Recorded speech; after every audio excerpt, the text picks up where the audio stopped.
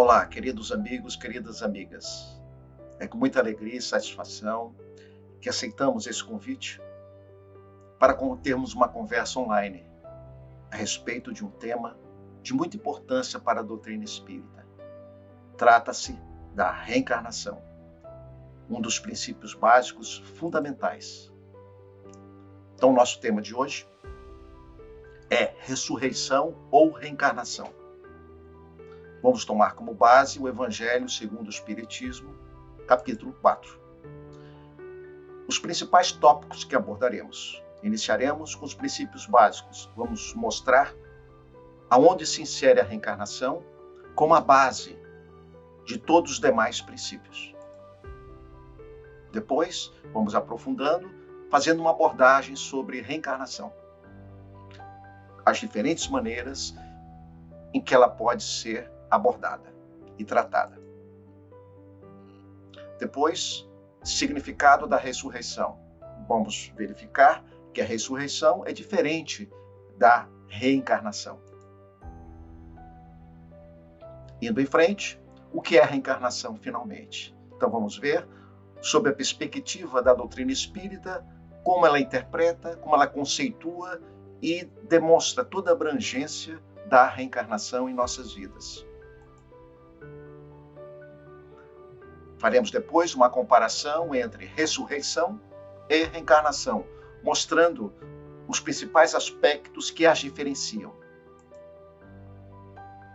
Depois, aprofundaremos mais a reencarnação, identificando algumas finalidades da reencarnação, as principais razões da proposta da reencarnação.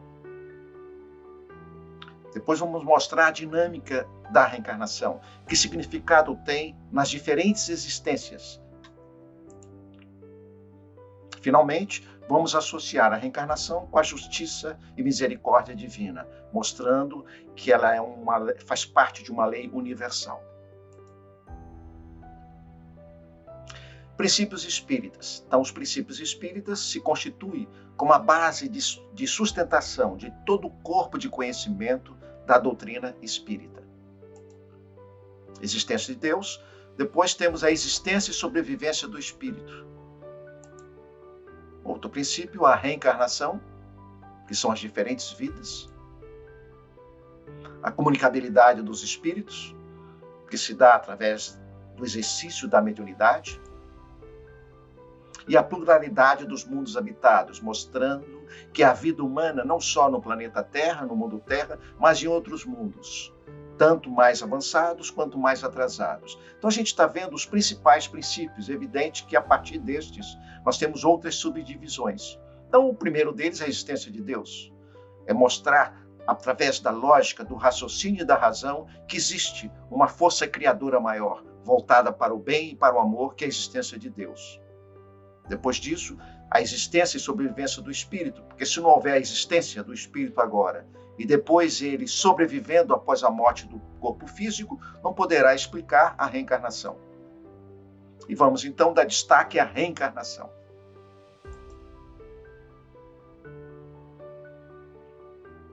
Abordagem sobre a reencarnação.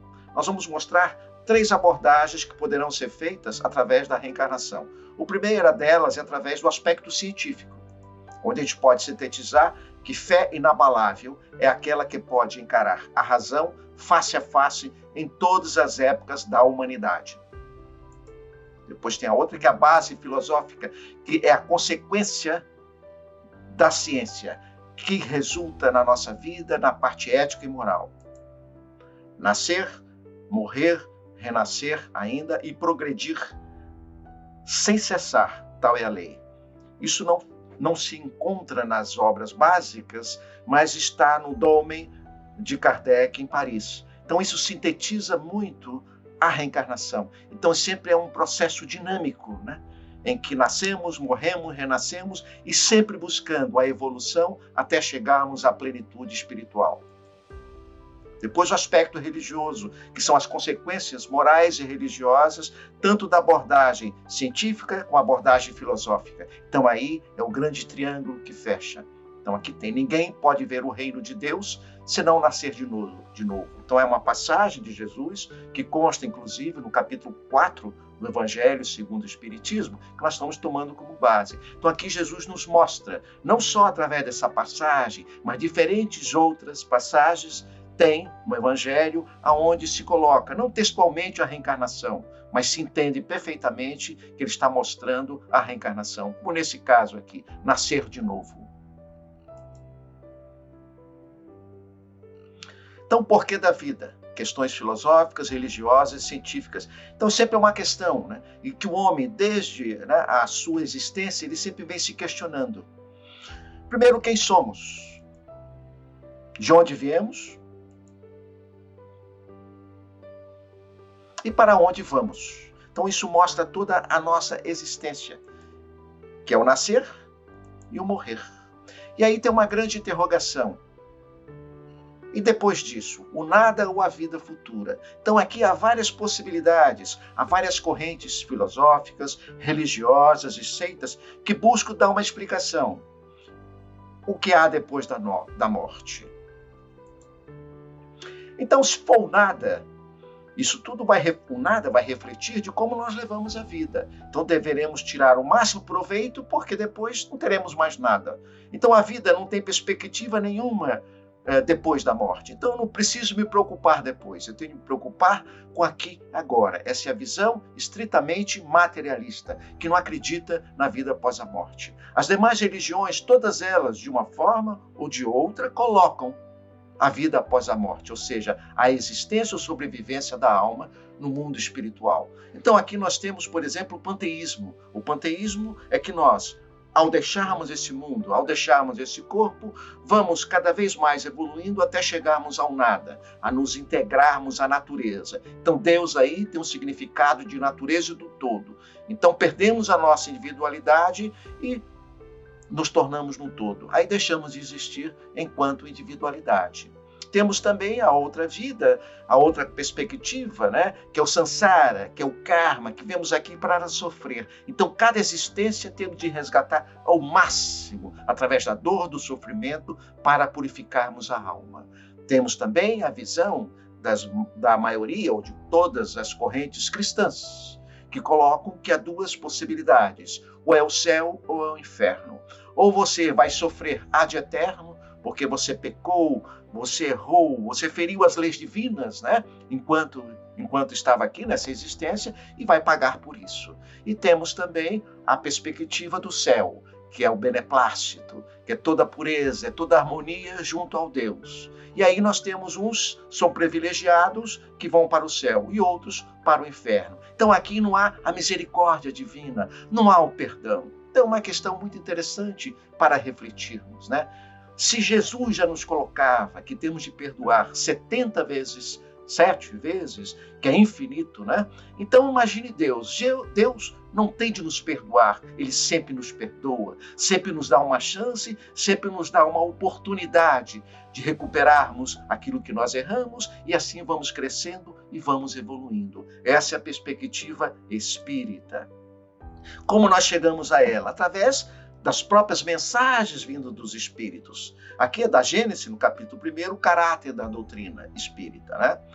Nós existimos, eles nos dizem. Logo, o nada não existe. Eis o que somos e o que sereis. O futuro vos pertence como a nós. Então eles estão nos mostrando, nos alertando que assim como eles, um dia voltaremos à pátria espiritual.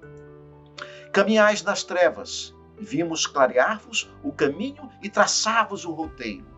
Andais ao acaso, vimos apontar-vos a meta. Então, é interessante e importante isso, que todos os ensinamentos, todas as bases conceituais espíritas, elas são ditadas pelos espíritos que habitam o plano espiritual, que somente eles têm as condições para nos transmitir esses ensinamentos. Então, a reencarnação, ela vem sendo mostrada, comprovada, trazendo vários indícios demonstrados pelos espíritos desencarnados. Então, Allan Kardec, no Evangelho segundo o Espiritismo, né? Vamos ver o significado de ressurreição. Deriva do latim essa palavra, cujo significado literal é ressurgir. Religiões como judaísmo, islamismo ou cristianismo acreditam no ressurgimento dos mortos ao juízo final. A ressurreição, segundo a ideia vulgar, é rejeitada pela ciência como um corpo que depois desaparece, vai se desintegrando, vai voltar novamente a ter toda essa vitalidade, toda essa potência que o corpo humano tem.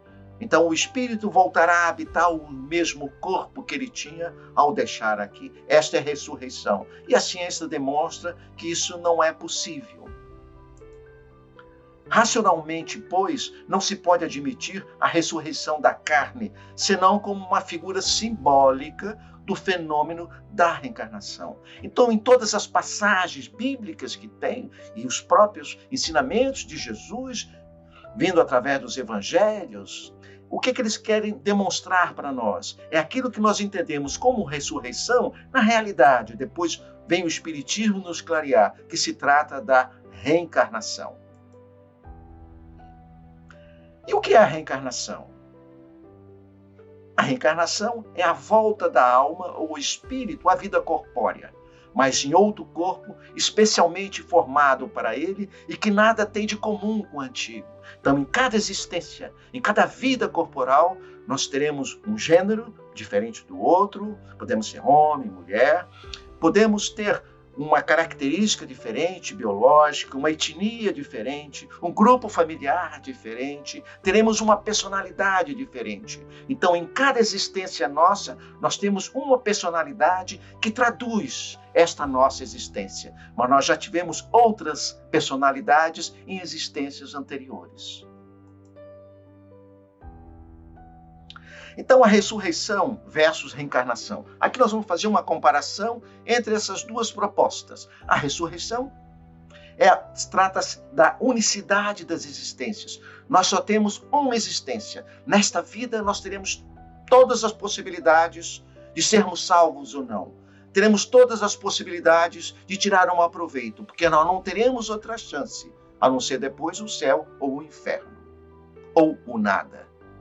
Na reencarnação, é a pluralidade das existências. São várias existências, cada uma com uma oportunidade. A alma já existe antes dessa existência. Então, aqui nós não temos uma só. Em cada uma delas, nós temos uma grande oportunidade, uma grande possibilidade de aprendizado. Na ressurreição, condena o infrator. Se nós erramos aqui, nós não teremos outra chance de nós recuperarmos. Nós não teremos a possibilidade da misericórdia, do perdão e do arrependimento. Não, nós somos condenados aqui. Na reencarnação, não, é a justiça e a misericórdia divinas que dão sempre uma possibilidade do perdão, sempre nos dão uma chance de nós aprendermos com nossos próprios erros, porque nós não somos perfeitos. Então isso demonstra a bondade infinita e a soberania das leis divinas. A alma é criada ao mesmo tempo que o corpo. Então, nessa concepção da ressurreição, a alma é criada com o corpo. Ela não é criada antes, não. Ela é criada aqui e depois ela continua no plano espiritual. Na reencarnação, a alma precede a criação do corpo. É a preexistência da alma. É de onde viemos. Nós já viemos de várias existências e trazemos conosco todo esse grande tesouro de aprendizado de outras vidas. Rompe os laços da família na ressurreição, porque os laços que nos unem aqui são laços consanguíneos, afetivos, mas enquanto somos família. Mas quando desencarnamos, quando deixamos esse corpo, essa família desaparece. Na reencarnação é o contrário, fortalecem os laços de família, porque o que nos une não são as relações consanguíneas, são os laços afetivos, de amor e de afeição. Então, se na nossa família corporal nós desenvolvemos os laços afetivos de amor, que o verdadeiro amor é o amor espiritual, é o amor que continua no plano espiritual, é aquele amor que não tem tempo nem idade. O direito à felicidade não é igual para todos. Alguns, numa existência só, já nascem com defeitos físicos, às vezes problemas mentais, dificuldades de andar, dificuldades de aprender, e não tem outra oportunidade. Outros já são inteligentes. Então aqui é aquela concepção, já nascem anjos, perfeitos, santos e outros demônios. Como? Que Deus é esse que nos cria desta forma? Então isso não se compatibiliza com a infinita bondade e misericórdia divina. Na reencarnação, ninguém fica excluído da felicidade suprema. O sol é para todos. Todos nós temos a chance. Por pior que sejamos, por mais maldosos que sejamos numa existência, sempre temos a possibilidade de despertar o germe divino que habita em nós, que é o princípio inteligente, que é fruto da criação de amor e do bem divino. Aqui tiramos de uma apostila da Federação Espírita de São Paulo, mostrando as finalidades da reencarnação, as principais. Então, a primeira delas é expiação. Expiar significa remir, resgatar, pagar. É quando a gente vem para aprender ou lidar com as consequências dos nossos atos. Tem aqui a lei de causa e efeito. É um pensamento, é uma fala, é um ato, tudo isso tem consequências. Então, se nós fizermos o bem, nós teremos consequências decorrentes do bem. Mas se fizermos o mal, temos de aprender a não fazer mais o mal. Muitas vezes através da dor, através de dificuldades, mas não é castigo. Não estamos aqui para castigo, estamos aqui para aprender a sermos felizes. É prova, é teste. Em sentido amplo, cada nova existência corporal é uma prova para o espírito. Então aqui é uma concepção interessante, aqui nos dá o sentido da vida. Tudo aquilo que a vida nos traz, temos de tirar algum ensinamento para o nosso crescimento e para o nosso aprendizado, porque tudo são provas, tudo são testes. Agora a humanidade passa por uma situação de prova, uma prova planetária, onde todos nós temos a oportunidade de crescermos, aprendermos e evoluirmos enquanto espíritos. E temos uma missão, alguns maiores, outros menores. Então a missão é uma tarefa a ser cumprida pelo espírito encarnado. Então é interessante essa perspectiva, porque aqui a missão ela pode ser pequena, mas temos a missão em casa, na família, enquanto pais, no nosso trabalho, na nossa vizinhança, na nossa comunidade. Cada um de nós tem a possibilidade de executar e colocar em prática e ser bem-sucedido na missão. É naquilo que nós nos propusemos ao reencarnarmos. Cooperação na obra do Criador. Sim, através do trabalho, os homens colaboram na obra da criação. Então, tudo aquilo que nós fazemos para o bem e para o amor, nós estamos colaborando com Deus. Estamos colaborando com a criação divina. Se nós temos um ato de amor, um ato de caridade ao próximo, nós estamos ajudando aquele ser em nome de Jesus. Estamos fazendo o bem em nome de Deus.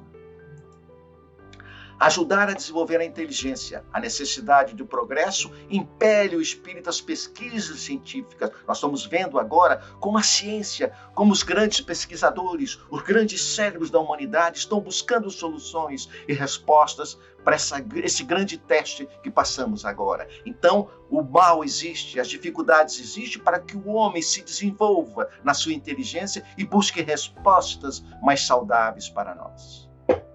E outras, o restabelecimento do equilíbrio mental e refazimento espiritual. Evidente, nós estamos aqui também para buscar o equilíbrio entre lidar com a matéria e lidar com o espírito. Despertarmos cada vez mais em nós a essência divina que habita. Esse é um processo de individuação. É despertar o que de fato nós somos. Nós não somos esta personalidade. Nós somos a essência divina que tem essa personalidade, já teve outras e terá outras nas próximas.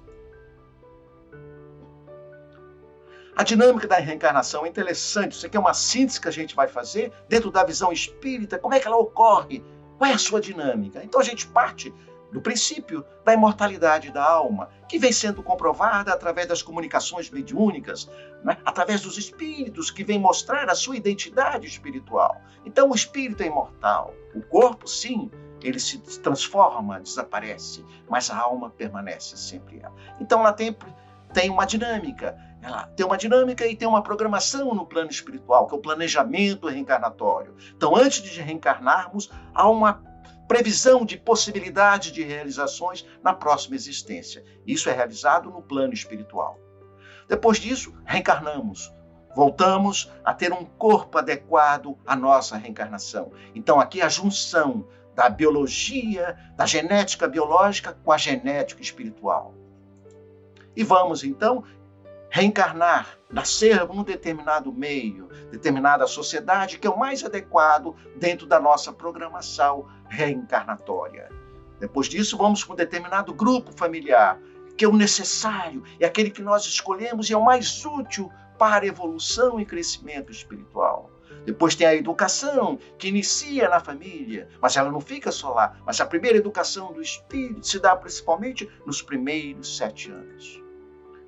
Isso começa a despertar nossas tendências, as nossas más tendências e boas tendências. Por isso que a educação espiritual é fundamental. Não é só o aprendizado das matérias básicas de matemática, português, história, mas também a ética, a moral, a filosofia, é o bom proceder, como diz, ou bem proceder.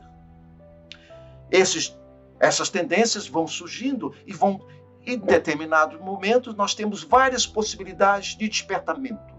Despertamento para os nossos pontos fracos, aonde podemos melhorar e devemos melhorar. E vamos aprender a como podemos alcançar outros degraus mais altos, evolutivos. Aí tem a nossa missão, que começa sendo colocada em prática nas diferentes possibilidades que o mundo nos traz.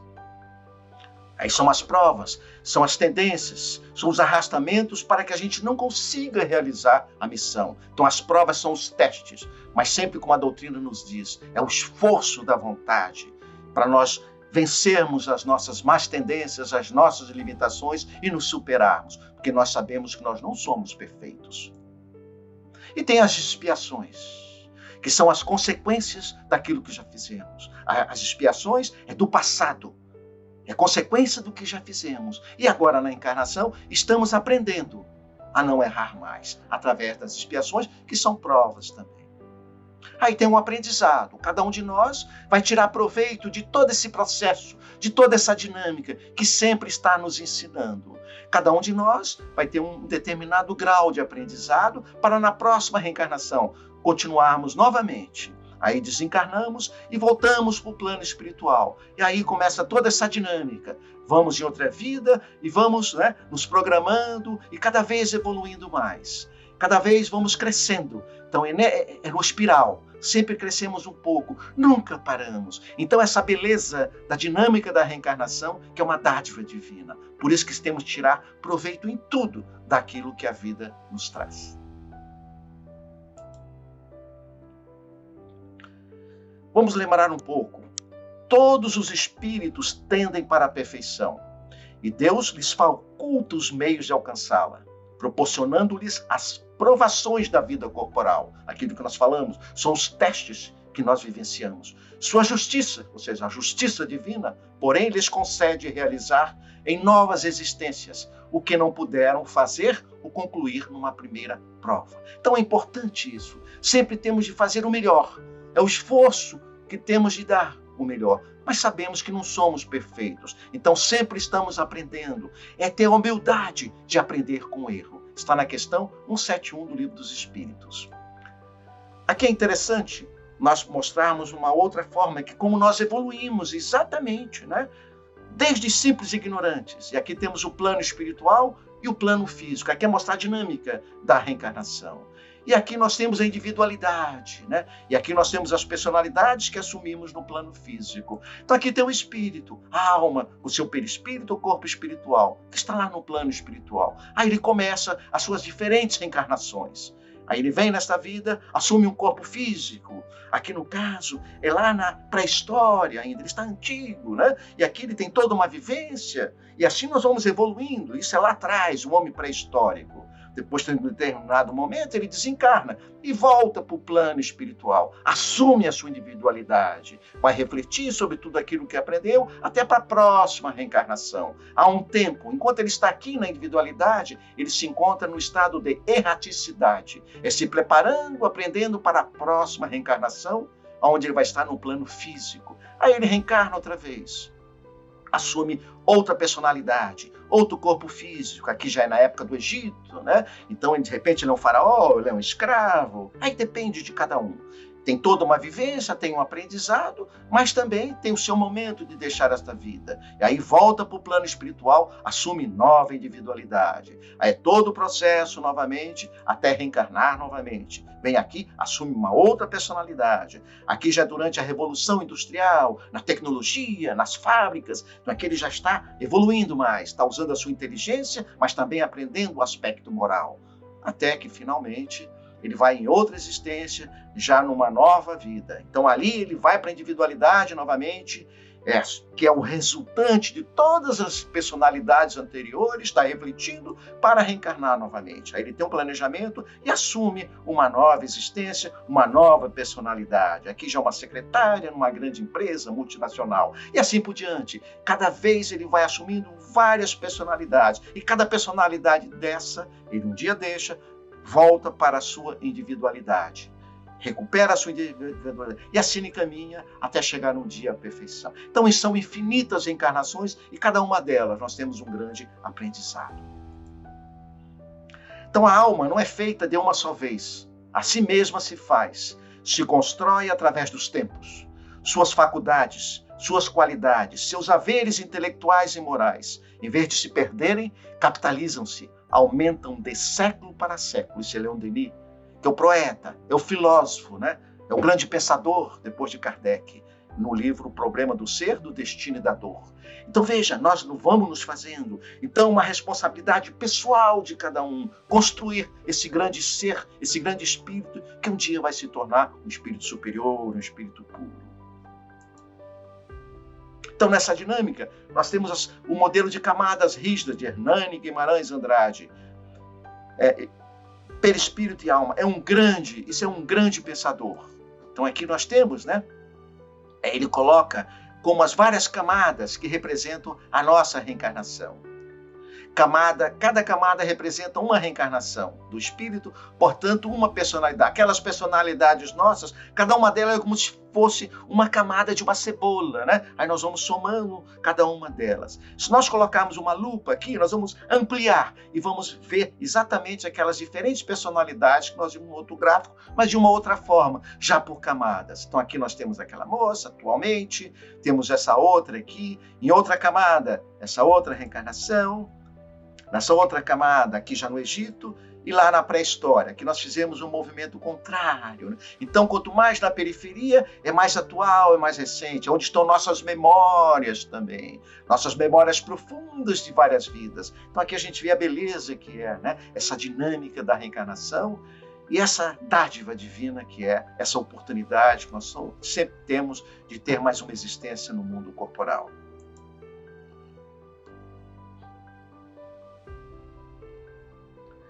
Então, uma questão que sempre vem: onde está a justiça e a misericórdia de Deus num mundo como esse? Riqueza ao lado de pobreza, um mundo injusto, uma desigualdade, onde tem crianças sofridas e crianças muito bem nutridas, onde pobres, milionários, quer dizer, um mundo injusto, desigual. Que justiça é essa? Um mundo que a gente vê que a saúde e a doença vivem junto, alguns saudáveis, esbanjando saúde, e outros tão sofridos, tão doentes, tão miseráveis, tão carentes de saúde. Pessoas normais e com limitações. Algumas com saúde, algumas esbanjando e outras sem ter limitações para fazer os mínimos movimentos. Então a gente vê que diferença, porque estes já nasceram muitas vezes com essas deficiências e outros com tantas dificuldades. Alegria e tristeza, alguns têm alegria e outros têm tristeza. Uns sofrem e outros não. Que injustiça é essa? Como podemos justificar? Como Deus permite que ocorra essas dificuldades? Então é uma grande interrogação que só pode ser respondida. Para responder este importante questionamento, só há uma maneira: é compreender e aceitar a reencarnação, um dos princípios fundamentais da doutrina espírita. Somente a reencarnação pode mostrar se nesta vida nós passamos por isto, é porque tem algum sentido, mas não quer dizer que na próxima nós vamos passar. Então, por isso nós temos que tomar muito cuidado, estamos muito vigilantes em termos o bom uso de todos os recursos que nós temos, para na próxima, cada vez, aprendermos mais, cada vez trazermos mais ferramentas, mais instrumentos, com mais capacidade de realização.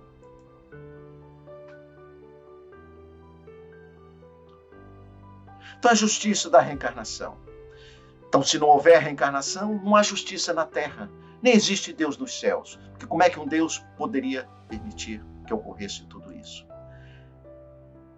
Então é importante, e a doutrina do Espírita nos dá com muita ênfase, cada um constrói seu próprio destino. Então a nossa felicidade de amanhã é construída hoje e agora. Quando Jesus falava que a minha felicidade não é deste mundo, é depois, a felicidade futura ela é construída agora. Então cada um de nós é dono do seu destino. Finalmente, vamos encerrar, que a justiça divina sempre está presente no nosso dia a dia, no nosso cotidiano. Então a nossa existência atual, tudo aquilo que temos, tudo aquilo que vivenciamos é fruto, faz parte das leis divinas, que é fruto do amor e voltada para o bem, mesmo que a gente muitas vezes não a compreendamos. E a nossa existência atual, ela é consequência das existências anteriores. Então nós somos hoje o que fomos ontem. Nós somos hoje consequência do que fizemos ontem, em vidas passadas.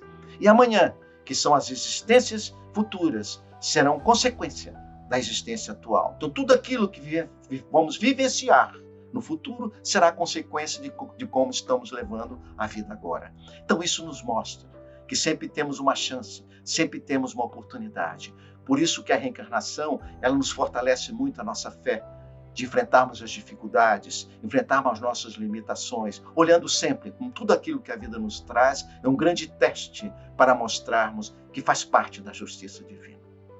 Então, obrigado por essa oportunidade e até a próxima.